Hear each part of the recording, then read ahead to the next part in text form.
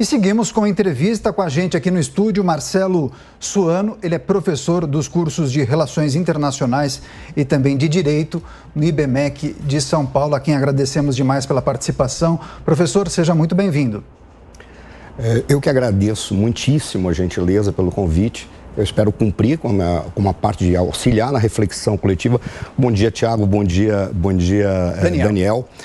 Bom dia a toda a equipe da Jovem Pan e cumprimento todos os espectadores. Eu espero dar uma contribuição.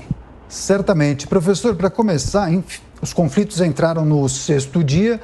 Mostramos há pouco aqui na programação da Jovem Pan News o pronunciamento do presidente da Ucrânia, Volodymyr Zelensky, no Parlamento Europeu. Ele destacou muitos aspectos, fez um discurso, sim, emocionado, um discurso esse transmitido de maneira remota, reiterou a luta para integrar a União Europeia, pediu ao Parlamento Europeu também que prove que a Ucrânia faz parte da Europa, e após esse apelo ele foi muito aplaudido de pé por todos os membros do Parlamento Europeu.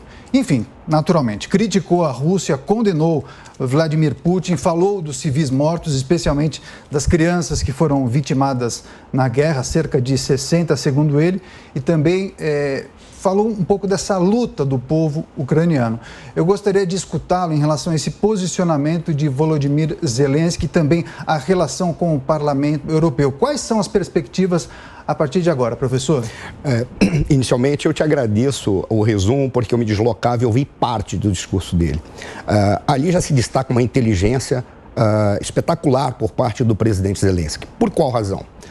Ontem, quando eu estava participando do programa, eu citei uma frase do Graham Greene, na realidade um trecho, em que ele dizia: os maiores santos foram homens com uma capacidade muito acima do comum de fazer o mal. Os piores homens, por questões de segundos ou de decisões, deixaram de ser santos. Por qual razão essa frase é importante? Porque um ato, uma decisão, revela e transforma toda a história de uma personalidade e o coloca numa projeção ao longo do tempo. Onde foi que o Zelensky teve uma ação que mudou todo o perfil? Quando ele pega e faz aquele vídeo e mostra para todos que ele ia continuar ali. Porque se esperava que ele era um homem fraco. Se esperava que ele era... Porque, inclusive, ele não tinha apoio popular, ele já estava perdendo apoio popular, ele já era criticado. Mas, naquele momento, ele dá uma virada. Onde que está a inteligência do Zelensky nesse momento? Ele divulgou em determinados momentos, e o governo ucraniano divulgou em determinados momentos, que eles tinham sido abandonados pela União Europeia. Porque eles foram em todos os países e a União Europeia sempre colocava empecilhos para que eles pudessem, de alguma maneira, tomar alguma decisão imediata, quase dizendo, vamos esperar. Ou seja, e isso ficou muito claro em determinados momentos, quando o governo ucraniano dizia, não é possível, nós estamos sozinhos. Neste discurso, ele praticamente disse para a União Europeia, agora vocês têm que tomar uma decisão. Ou nós somos União Europeia, entraremos, ou nós somos Europa, ou nós ficaremos sozinhos de novo. E vocês vão ter que arcar com esse custo. Ora, todos ali o aplaudiram porque o momento é realmente de uma comoção internacional e uma comoção europeia. Mas o Zelensky foi muito duro e ele, emocionado, o que se espera, porque ele está lutando pelo seu povo, ele simplesmente disse, agora vocês têm que tomar uma decisão. É de uma inteligência estratégica excepcional. Se é dele, dos seus assessores, isso é irrelevante. O que importa é que o recado foi dado. Bom, estamos aqui com o professor nos estúdios, inclusive ontem o professor nos atendeu no Jornal da Manhã e agora, com mais tempo, a gente pode falar mais com o professor. Mas antes, professor, eu vou girar os nossos comentaristas, eu vou passar a palavra para o Paulo Pozonoff para falar um pouco sobre o que ele viu desses discursos na Assembleia, não só da ONU, mas também da União Europeia, inclusive com uma fala do presidente Volodymyr Zelensky. E, na sequência, ele faz uma pergunta para o senhor. Paulo Pozonoff, bem-vindo.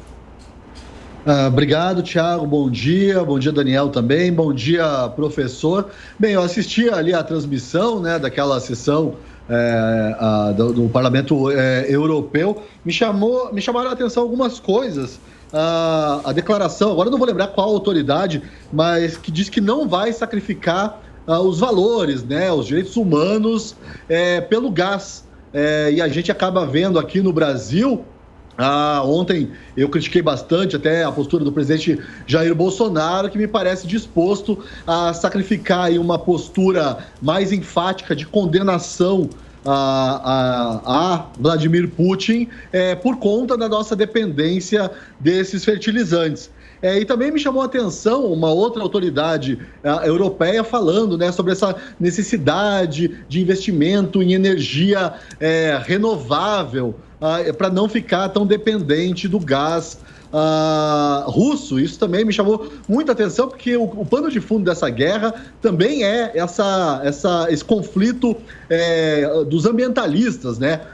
Houve aí ao longo de 30 anos todo o movimento pró-energia limpa. A Alemanha fechou usinas de energia nuclear, aumentando ainda mais a sua dependência da energia russa. Então, esse pano de fundo também é bastante interessante. Mas a pergunta que eu gostaria de fazer para o professor tem a ver com uma entrevista da Fiona Hill, que é ex-diretora, né, de Europa e Rússia lá no Conselho de Segurança da ONU, e ela diz que Vladimir Putin, que a gente tem que levar a sério essas ameaças, inclusive a ameaça do uso de armas nucleares feitas por Vladimir Putin, porque Vladimir Putin não está disposto, quando ele ameaça, né, ele não está disposto a recuar, não é mera retórica, ele realmente, se ele fez essa ameaça, ele tem intenção. Gostaria de saber se o professor concorda com isso e se ele vê Putin nesse momento, até por conta da União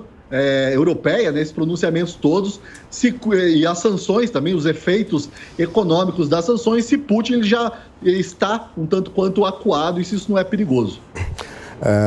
Paulo, seguindo na linha do que você havia comentado, é interessante em relação à postura do presidente Bolsonaro. Eu, particularmente, independentemente de qualquer postura pessoal, ideológica, não é isso o caso, mas cumprimentar o presidente Bolsonaro pela concessão de visto humanitário aos ucranianos, que ele gentil e inteligentemente aceitou. Era um movimento que já estava sendo desenvolvido nas redes, em especial pela professora Daniela Alves, que é uma das principais especialistas no combate ao tráfico de seres humanos e tráfico de órgãos no país, juntamente com o presidente da Comissão de Relações Internacionais da OAB de Santos.